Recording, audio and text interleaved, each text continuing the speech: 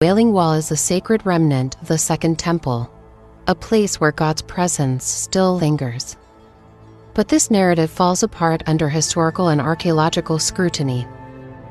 The structure commonly revered today is, in truth, a surviving wall of the Roman military compound known as Fort Antonia, not the Holy Temple. The actual temple stood to the south, built over the Gihon Spring, a requirement for temple purification rituals, which the Roman compound did not meet. The protruding rock beneath the dome of the rock, often mistaken for the foundation stone of the temple, was in fact the central part of Fort Antonia. In other words, the Jews today are not praying at the remains of God's temple. They are praying at the wall of a Roman fortress. But the deception goes deeper. The rituals performed at the Wailing Wall are rooted not in biblical faith, but in the 13th century occult system of the Kabbalah, as elaborated in the Zohar and further mystified by the Hasidic movement.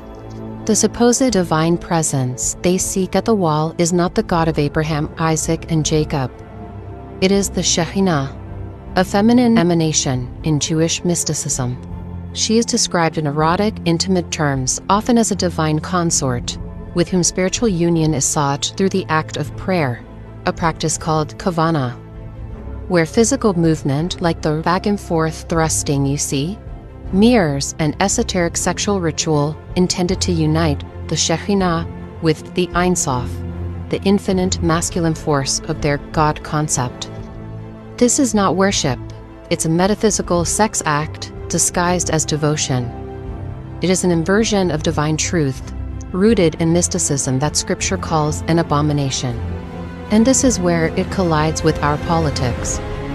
Nearly every major political figure, presidents, prime ministers, global influencers, must perform their rite of passage at the Wailing Wall, hands pressed against stone, heads bowed in reverence. They are not just pandering to voters or honoring tradition.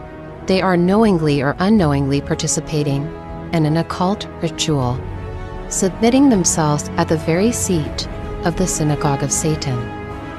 Scripture is unambiguous. In Acts 17:24, it says, "God does not dwell in temples made with hands."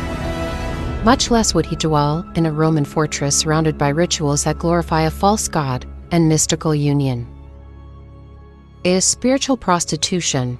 Our leaders are not just shaking hands with global powers. They are shaking hands with the devil.